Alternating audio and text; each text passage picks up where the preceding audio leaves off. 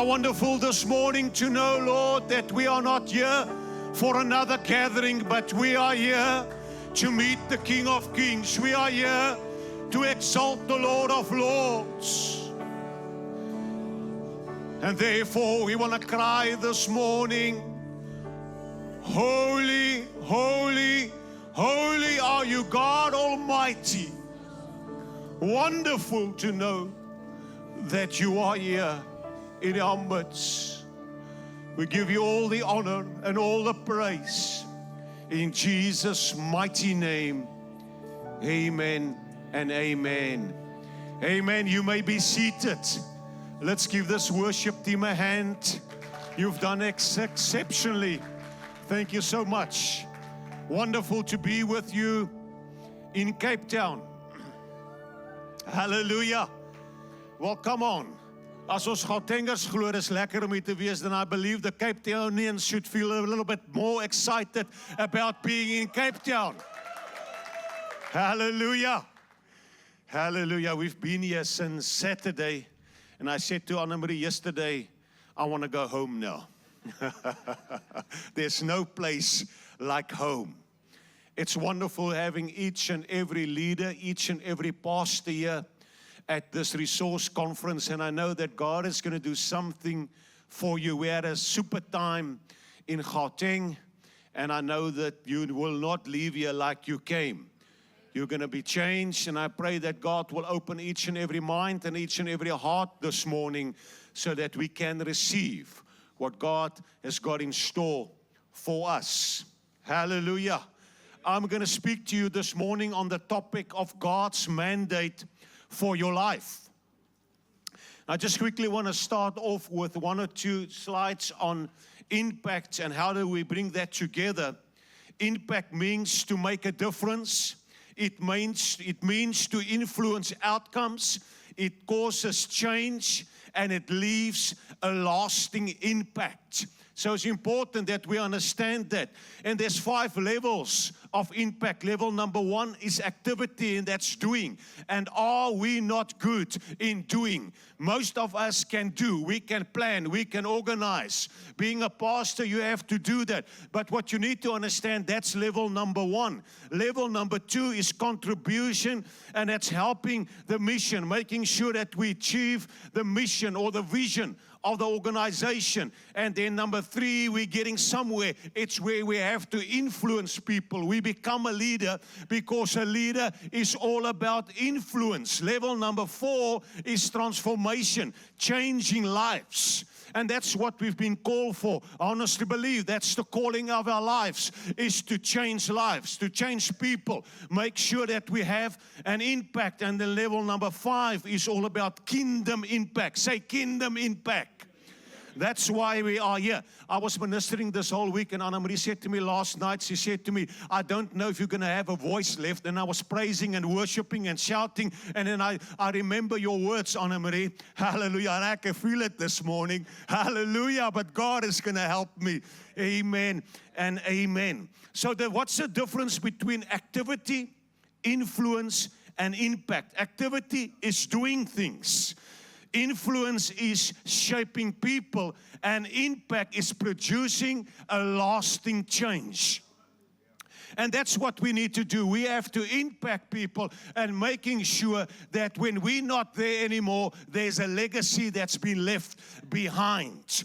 So I want to start off this morning by saying church does not transform the world through activity. Level number 1. So church does not transform the world through activity, but through the presence of God flowing through surrendered people. And that's what's important this morning. A.W. Tozer said this: God is looking for people through whom He can do the impossible.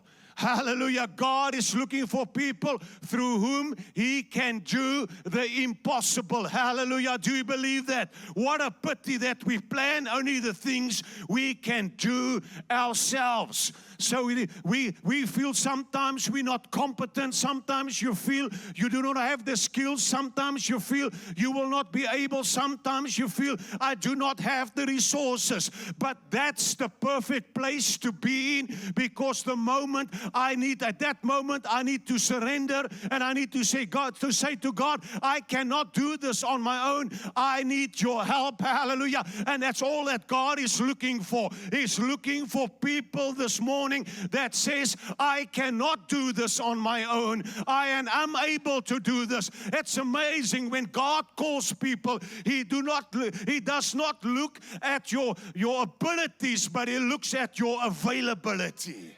Hallelujah, hallelujah, hallelujah. God is looking for people who He can do the impossible. Many pastors today are discouraged because they were trained to grow a church, but they were never taught to discern their assignment. We tried to build a mega church, a teaching church, a family church, another outreach church, instead of asking, Lord, what church do you want here? What do you want here? Hallelujah. I just feel that God is going to do something in this place. I can feel anointing. Hallelujah. I can feel the presence of God is here. So you need to prepare this morning. You need to prepare. Hallelujah. Are you ready? Are you ready for a mighty move of God? Hallelujah. Psalm 7 verse 9 says, publish your mandate for us. Lord, what is your mandate? Lord, what is your mandate? So many times I need to remind myself of the mandate that God has called me for. So many times I do not feel worthy. So many times I do not feel that I'm competent enough. So many times I need to do something and I say, Lord, how am I going to do this? Then God reminds me, I have called you. I have called you. There's a mandate upon your life. And because there's a mandate, I will empower you. I will help you. You are never alone. The problem is when we move outside our mandate, you are on your own. But I thank God this morning for leaders that says, Lord, I have a mandate and I'm going to fulfill my mandate. The moment you walk in your mandate, something is about to be released in your ministry. Hallelujah, hallelujah. This morning we left at 6 o'clock. I phoned Jackie yesterday, Pastor Jackie, sorry. I phoned him and I said, Jackie, I understand that here in Cape Town the traffic is terrible. So we're going to leave at 6 o'clock. What time does the church open? Because I'm not going to waste my time. I'm not going to sit in traffic and you won't believe. And I was speaking to Anna Maria. I said, Cape Town, it's such a wonderful place. Everything is clean. Everything works. I do not see any potholes. This must be close to heaven. And while I was speaking, the next moment we got to a traffic light that was not working. And I tell you, that was the longest time of our drive. We stood there. It was a queue. When we looked at the GPS, you could see that lane is red. And then I thought to myself, you know what? This traffic light has a mandate. This mandate is to change from red to green and to yellow. But it got stuck. That's the problem of a lot of us. We are stuck in red. But God wants to take you from the red into the green zone. Hallelujah. Where there's movement. And I said to him, it's amazing how long it takes because this traffic light does not work. So God help us so that we can get into our mandate. A mandate is God's authoritative assignment for your life. It is not your idea. It is not your ambition. It's not your career choice. It's heaven's order upon your life. Hallelujah. You need to understand, the moment you have a mandate from God, it does not matter where you enter. You are walking under the authoritative power of God. Hallelujah. Where you walk into the school, where you walk into your home, whether you walk into the hospital, it does not matter. Hallelujah. You have the power and the anointing of God because you are walking in your God-given mandate. Hallelujah. Hallelujah. As ek bietjie opgewonde raak, dit gaan net meer word.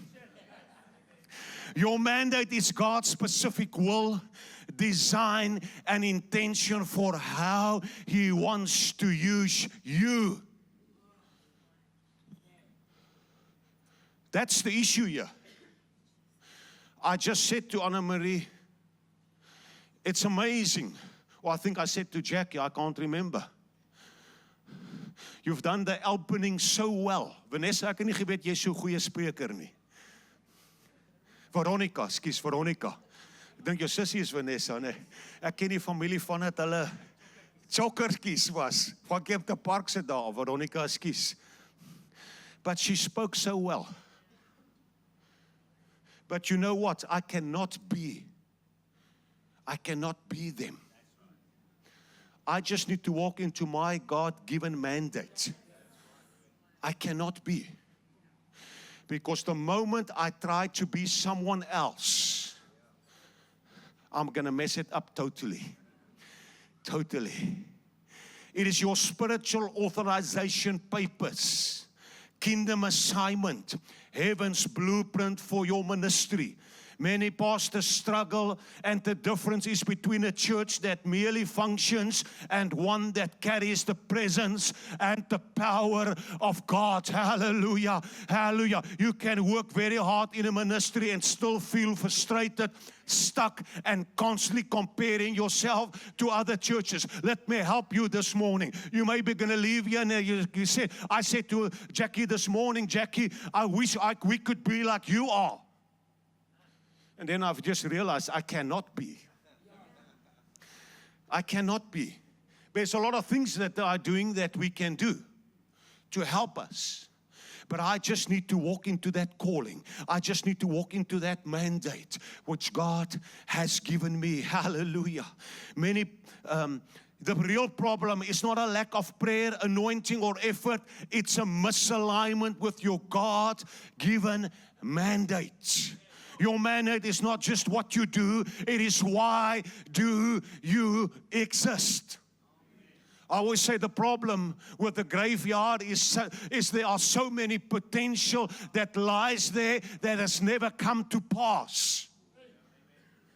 And so many times we can miss out. So many times we want to copy. So many times we want to paste. So many times we want to do as we see. But I want to urge you this morning, go back to your prayer room and say, Lord, what do you want for this ministry? Lord, what do you want?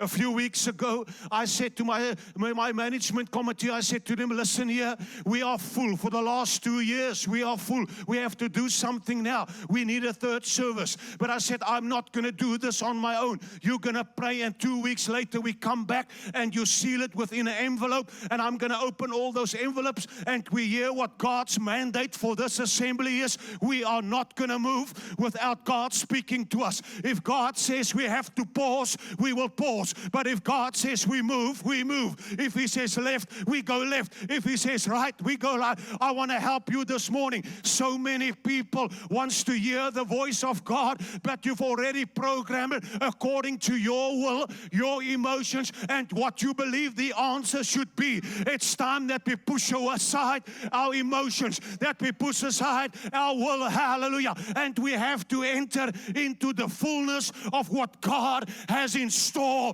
for us. Hallelujah, hallelujah. There's always a process between the promise and the mandate. Weet nie of hy so mooi gaan uitkom hier nie. Moenie worry nie. I'll explain to you. You see, there will always be a birth of the promise. The birth of the promise will always be in Egypt. That's where the promise is, or that's where the problem exists. There's a lack of something. And then God to the moment, and then we all get a prophetic word. I'm going to take you out of Egypt into the promised land, to Canaan. En ek vir jou sê, dan is ons nou te lekker. We record that promise, we document that promise, we pray that promise. And the next thing, all that happens is the opposite of the promise. You are going to get a financial breakthrough, Dr. Anthony, and the next thing that happens, you have to pay a bill. Where does this come from? I haven't received anything, but it needs to flow. You see, the promise will always be tested in the wilderness. Your mandate will always be tested, whether you can trust God when things do not go according to plan, when things are not according to the promise. But I thank God for Joshua's and Caleb's that says, hallelujah, we are going to make it. We can take the land. Hallelujah. And in that wilderness, the promise will be tested. And the moment you pass the test, hallelujah, you will enter the promised land. It will be yours. So my message to you this morning is that your mandate will always be tested. And let me help you. The moment you've gone through the process will always start all over again. You can be ordained but not aligned, busy but not effective, active but not accurate, anointed but not assigned. Calling gets you started, mandate gives you direction. Success in the ministry is not size. Success in ministry is alignment. And boy, my boy, can we measure ministry? Hoeveel ouens sit in jou kerk? How many people are seated? What are your income? What are you doing? Let me tell you, there could be a ministry of 50 people somewhere, I don't know, but they are touching more lives than what you can ever imagine. And I'm not saying you should not grow. For sure you should grow. For sure what you've learned here, you have to go and implement. But what's important this morning, if you understand your mandate, if you understand what God has called you for, it might be small in people's eyes. It may only be your 50 and your 20 or 30,000 per month income. It does not matter. It does not matter. But maybe you are touching 500. Maybe you are touching thousands. Hallelujah. God has called you for a mandate and fulfill your God-given mandates. Without knowing your God-given mandate, you are outside of God's purpose. Oh, duh, that's common sense. Isn't it? Knowing your God-given mandate. Mark 10 verse 46. They spent some time in Jericho as Jesus was leaving the town, trailed by his disciples and a parade of people. A blind beggar by the name of Bartimaeus was sitting along the road. And I was quite interesting. It was quite interesting to understand what this name means. It means son of the highly prized. So what I want to say this morning, that each and every leader, each and every pastor, each and every pastor's wife, I want to say to each and every pastor's wife in this place, you are not second hand. You're not just there to be there. And I said it so many times to my wife, Anne-Marie, I cannot do it without you. But I mean, I've tried for the last 30 years to put a mic in her hand. She says, I do not want a mic. You see, sometimes you want to force people into a mandate that they've not been called for. But I can promise you, this is a lady with discernment. If I want to do something or I complain and I say to her, listen here, I think I'm not going to do it anymore. I think I had enough. Or I said to her, listen here, I do not think we are going to do a third service. My program is too busy. Then she will always tell me, listen you, Here toe, gaan na die Here toe. Wat sê die Here?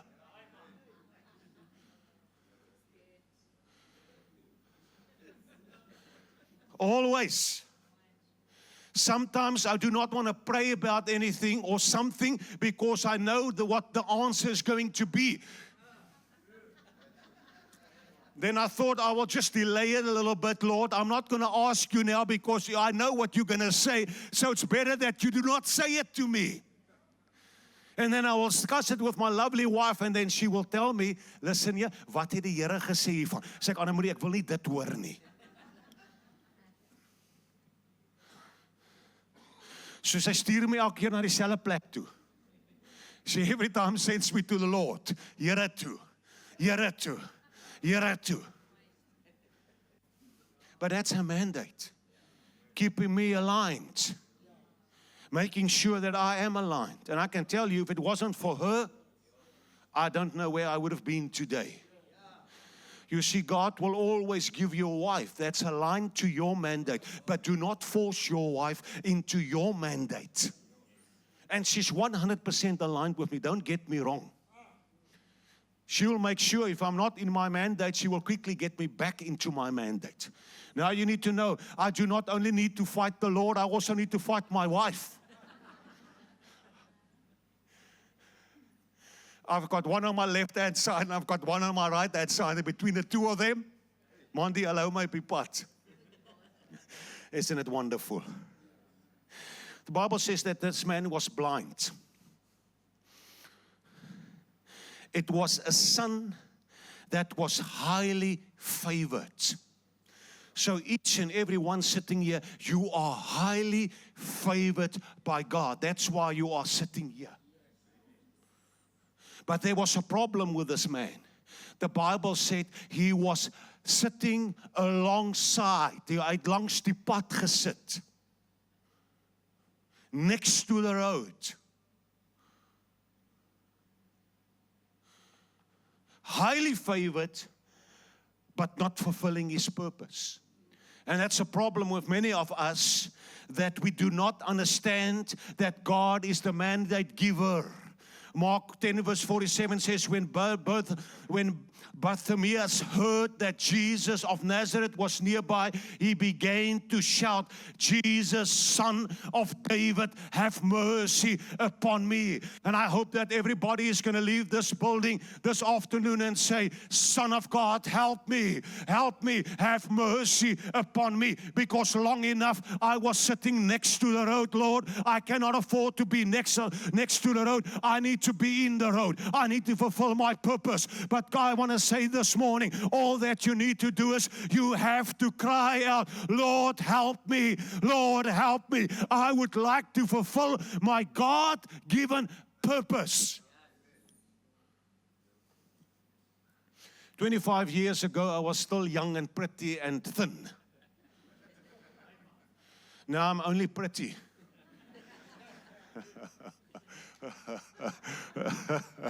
Hallelujah. We were in Boksburg that time.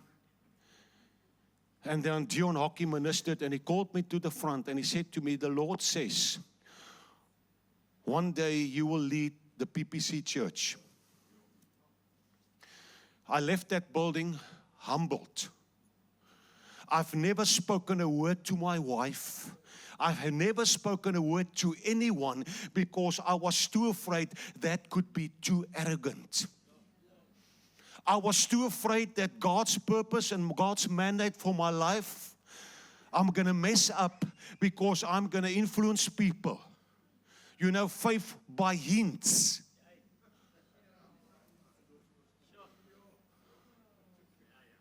And I carried that mandate for years on my own.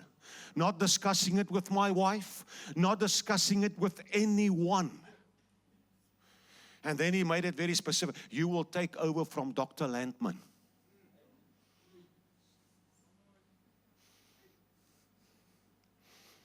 And then one day we visited Mariet's church, and then it was a year before that, and there was a welcoming. Ons verwelkom die voorsitter van die PPK. Toe dink ek, Here, dankie vir daai bevestiging. Can you remember that, Mariet? They made a mistake. But I just left it there. And that evening, when the directors meeting were there and they decided I'm the new chairman, that next morning, you know who phoned me? Dion Hockey. He said, could you remember 25 years ago, I gave you a word. I could not believe that he could remember that. I said, Dion, I can remember that like yesterday. But you know what I've learned through that? Sometimes God gives you a mandate, but you have to keep that mandate close to your heart. Because sharing the mandate sometimes, and you have to wait for that divine moment. You have to wait, and you just need to keep it for yourself. Do you know how difficult it is if you got an excellent relationship with your wife and you do not discuss it? Because I kept it. Wat's die regte woord? It was precious. And I was so afraid of God. Nie nou negatiewe punt nie. That I would mess up this assignment that God has given me. And I just kept it. And I just kept it. And every time there was a conversation or something, I just said, Lord, I don't want to get involved. I don't want to get involved. So sometimes when God gives you a mandate, it will be at the right time. Maybe it will take 25 years. But be careful. Be careful not to mess it up. Do not mess it up. Waar is die tyd? Okay. Thank you, Jesus. Oh, hallelujah. Understand that men will stand against you.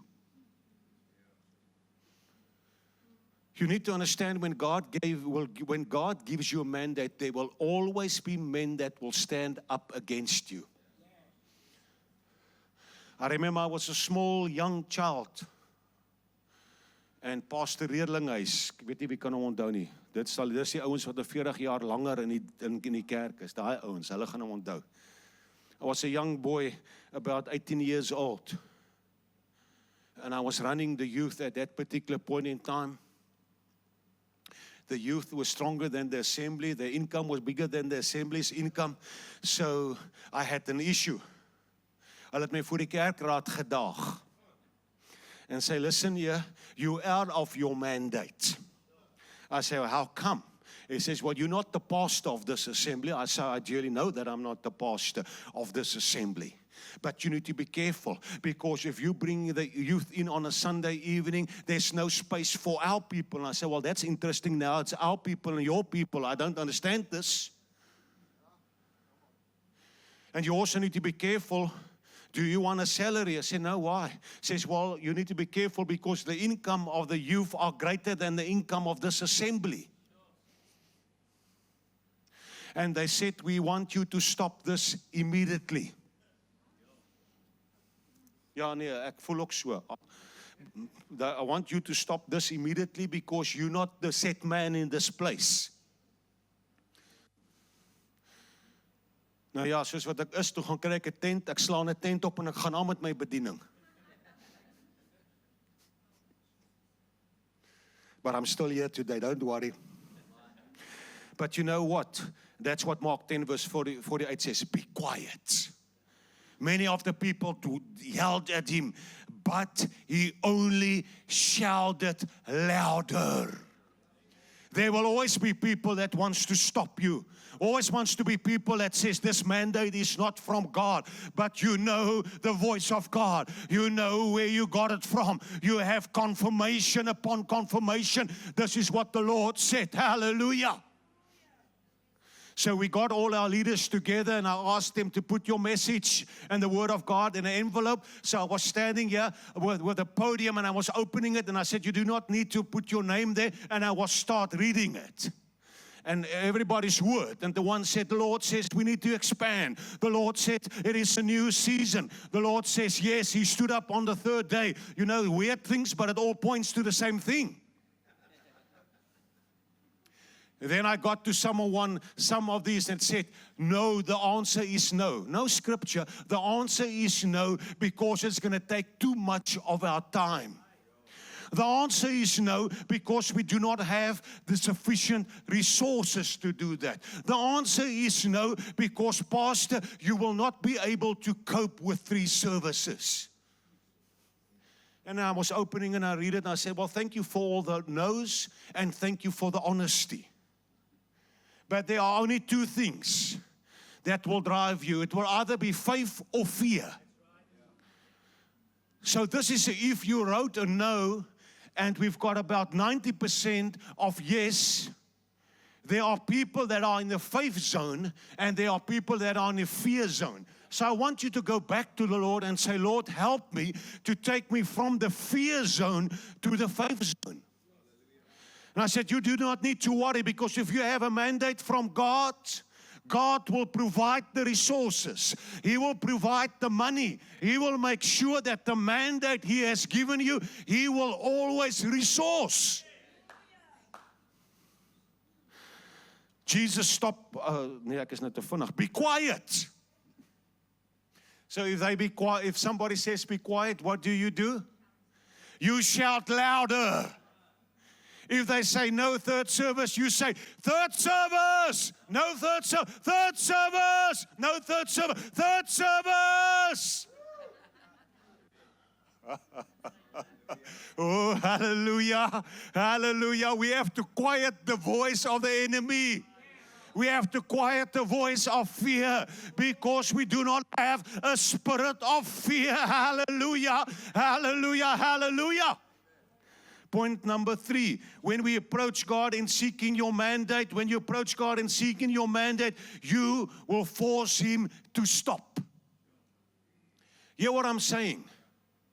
When you approach God in your God-given mandate, this morning I had a prayer and said, Lord, we need more money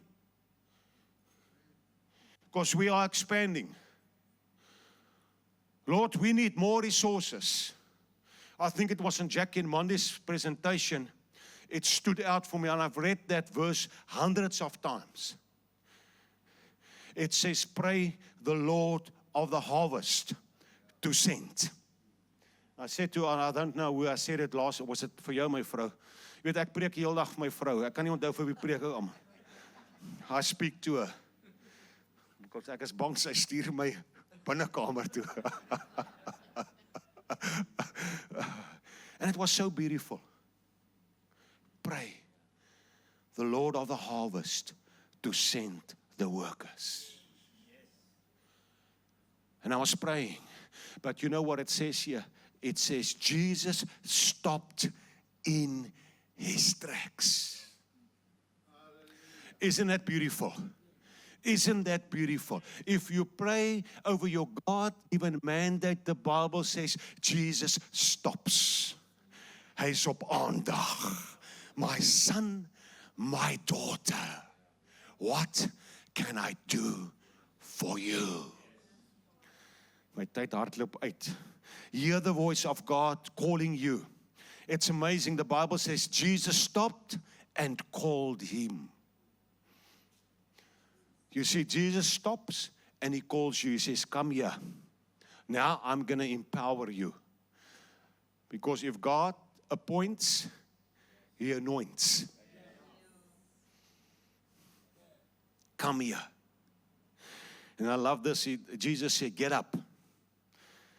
Get up. Remember, he's blind. He's sitting next to the road.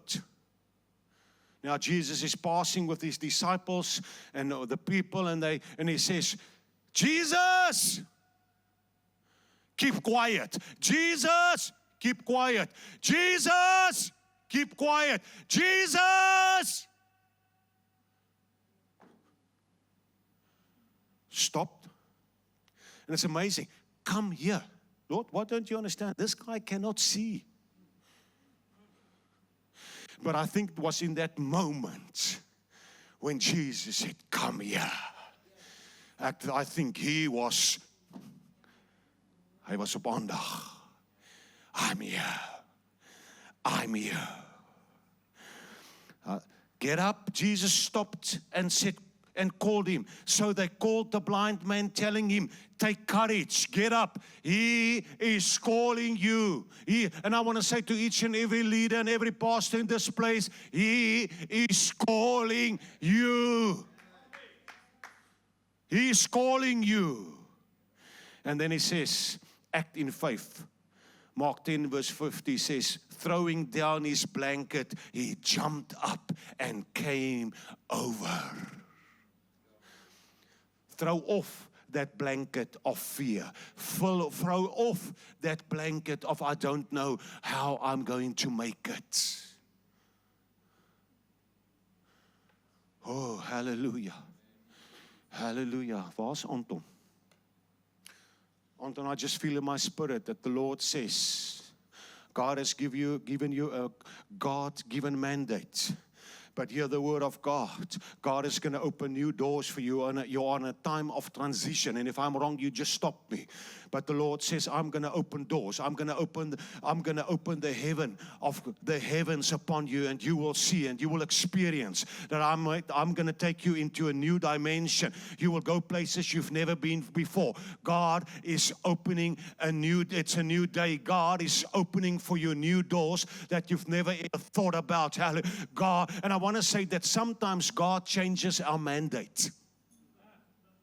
I'm not saying God is changing your mandate, but you're just going to move into a next level of God's mandate.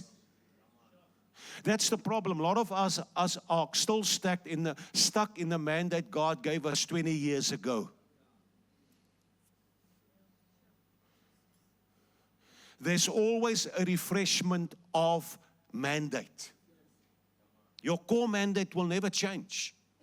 But you have to keep on moving. You have to keep on moving. You have to keep on moving. Because the problem is a lot of us move into that mandate. God is good for you. You are in a comfort zone. I want to say this morning, if you want a real encounter from God, you need to move from the comfort zone into the faith zone. This year, our theme is hosting the presence of God. I'm already waiting upon the Lord and said, Lord, 2027 is around the corner. It's March. Lord, what is the mandate? Lord, what is the theme? Lord, what do you want to do? Lord, speak to me now, because I can't wait for October month. There are a lot of things that needs to do. I need to write daily devotions, Lord. I need to get these sermons out. Lord, there's a lot of work. Come on. You're not going to punish me like you've done this year.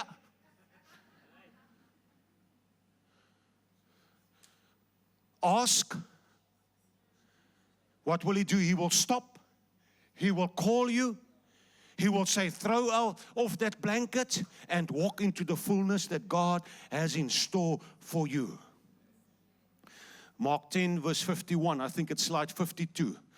Jesus said, what do you want from me?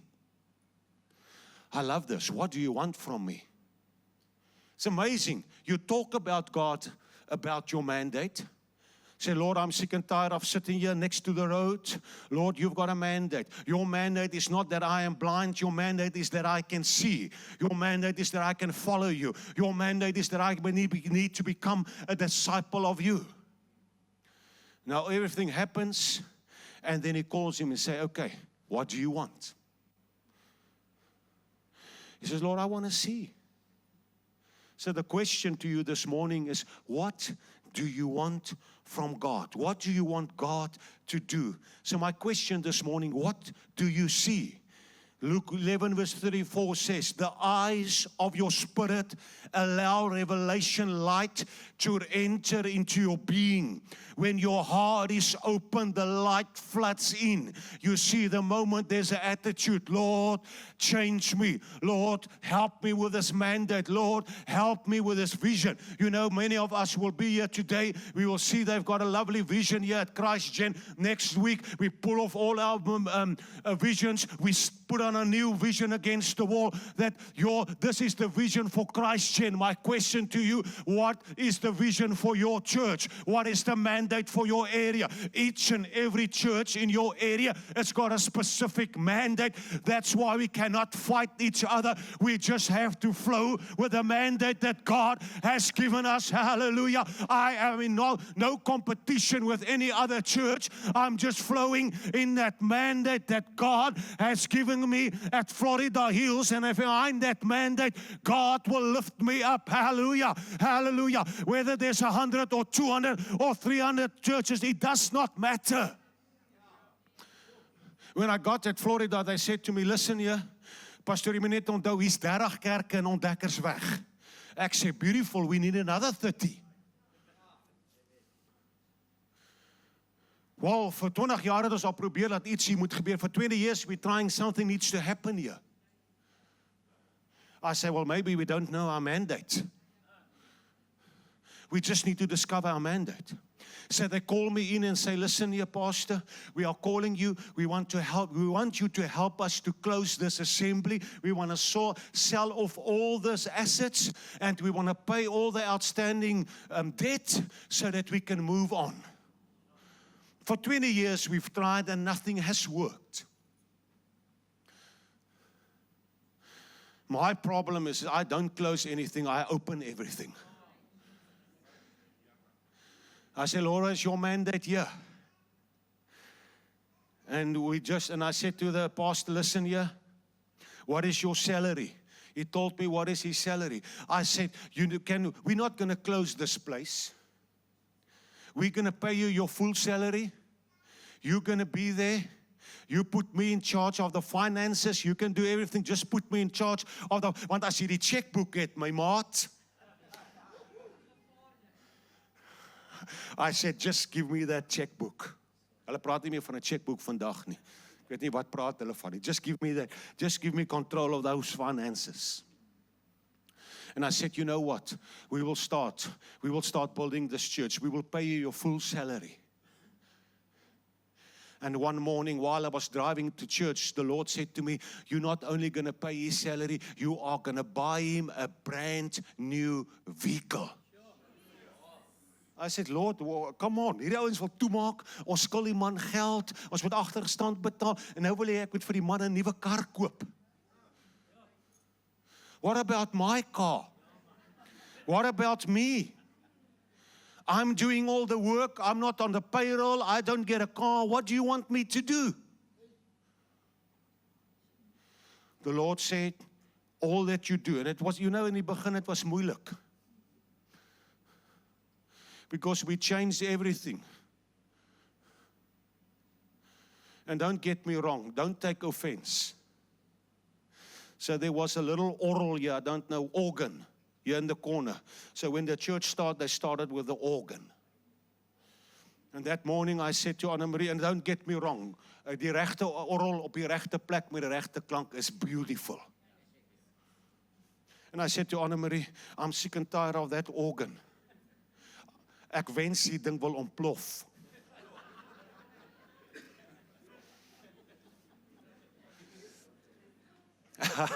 Mandy, the Engels, I wish that organ wants to explode. So that evening they had youth there. At that stage, I think there were 5 or 10 youth. There was not much going on. They switched that organ on. The next thing, that thing explodes. Jy moet nie sê praise the Lord nie. Ek het die hel op my gehad daarna. So they call me in and say, Pastor, please do not pray these prayers of you. Ek het een ding in die bediening ontdek, alles waarvoor ek bid gebeur.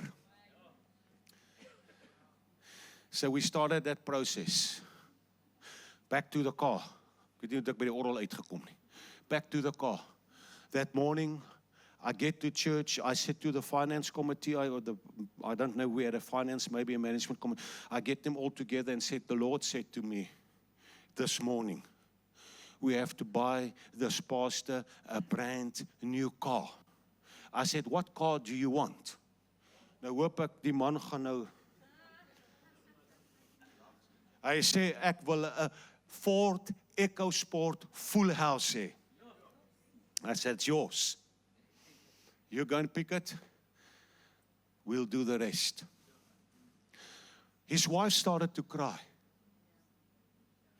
Because they don't like me much because I'm changing everything. Jy gaan daaroor praat. Jy sien, jy moet succession planning in plek kry, ek moet die Here aan my kant kry. And the easiest way to do succession planning is give the previous pastor his full salary and a brand new car. She started to cry. She said to the Lord, she said, you know what I said to my husband this morning? If you are here and God has appointed you, what he needs to do, somebody needs to come and give us a brand new car because our car doesn't want to function anymore. And at that moment, everything changed. Alles. You see, because I entered into that mandate, I was close to God, and if I wasn't, my vrou stuur my. Here toe. And I had to listen.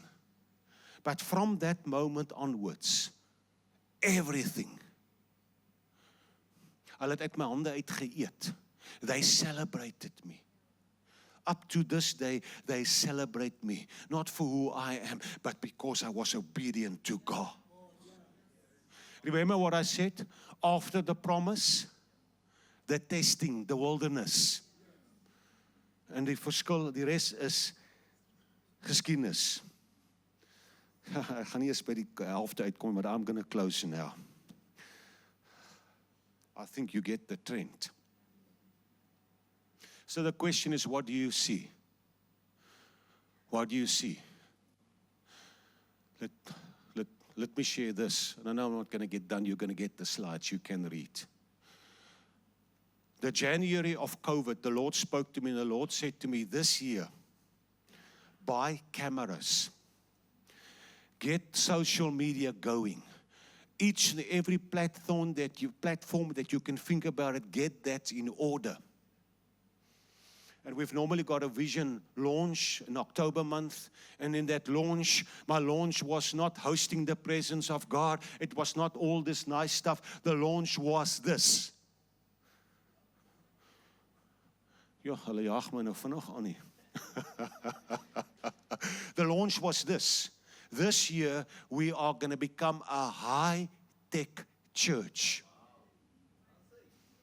We are going to get the best cameras. We are going to get the best programs. And you know what happened in March? It was COVID. So what? I received the mandate. I stepped into that mandate. And you know what happened? COVID hit. And in that same conversation I had with the Lord said to me, you are going to move from an Afrikaans assembly to an English assembly. Man gaan sê vir jou Afrikaanse gemeente, jy het net uit die binnekamer van die Here gekom en hy het gesê, dis nie meer Afrikaans nie, dis Engels. Double trouble. Double trouble.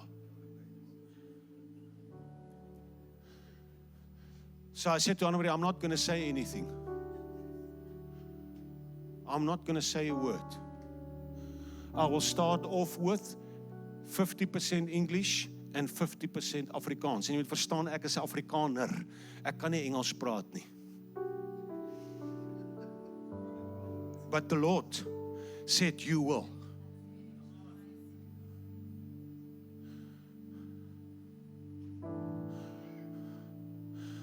$50%. The Lord said to me, wat is hierdie 50-50?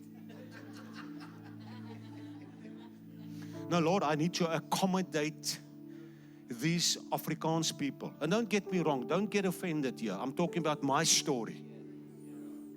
And then I said, okay, 80% English. And the Lord said, you do not trust me.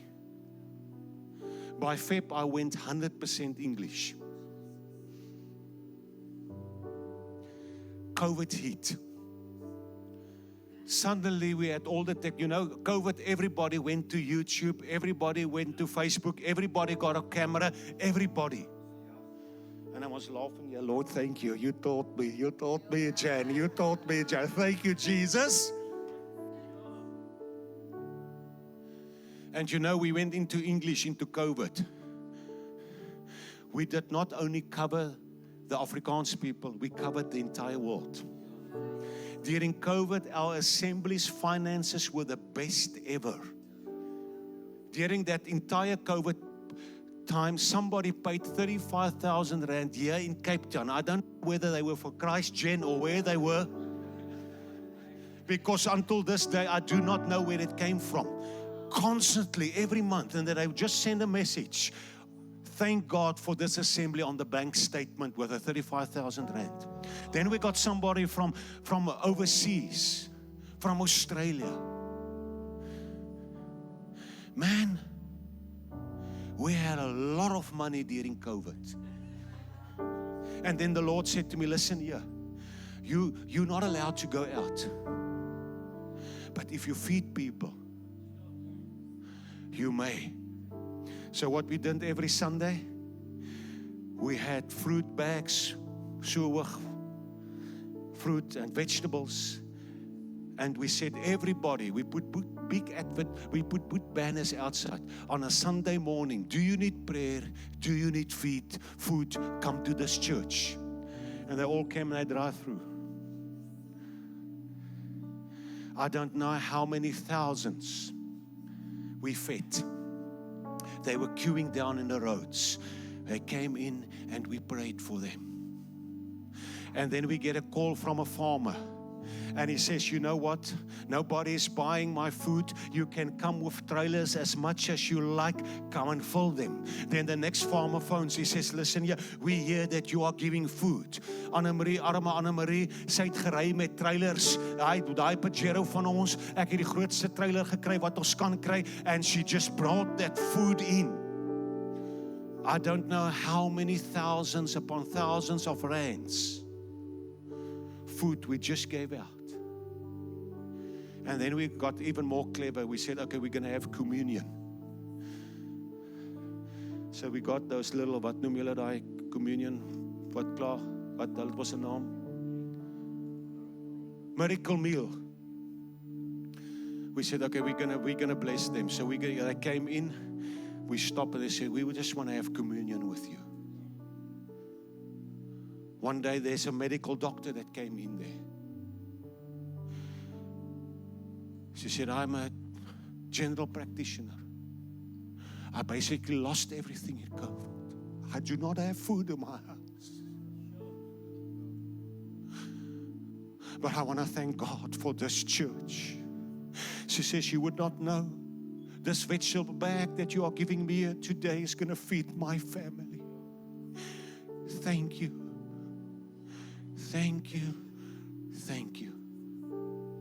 You see, when you walk into your God-given mandate, there will be unlimited resources. Let me see if I got one or two good quotes before I end off. Because I think I'm done. You will get this presentation.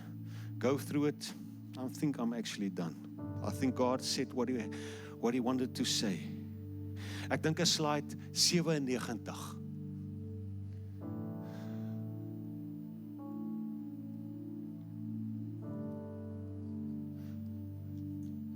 Do you know this lady? Catherine. Look at that mandate. My purpose is to save souls. And my particular calling is to offer proof of the power of God. Is that not beautiful? She exactly knew her mandate. She exactly knew what God, and I love it. My purpose is to save souls. And my particular calling is to offer proof of the power of God. Now I want to say this. Try and make that your mandate. Kyk wat gaan gebeur. Jy gaan met jou neus in die grond induik. Because I cannot be Catherine. But what I can be Patrick Neville Jansen van Rensburg. Slide 99. A mandate is not merely a preference. It's a holy burden. You cannot forget it. You cannot escape it. You cannot silence it. That burden is a heaven calling you.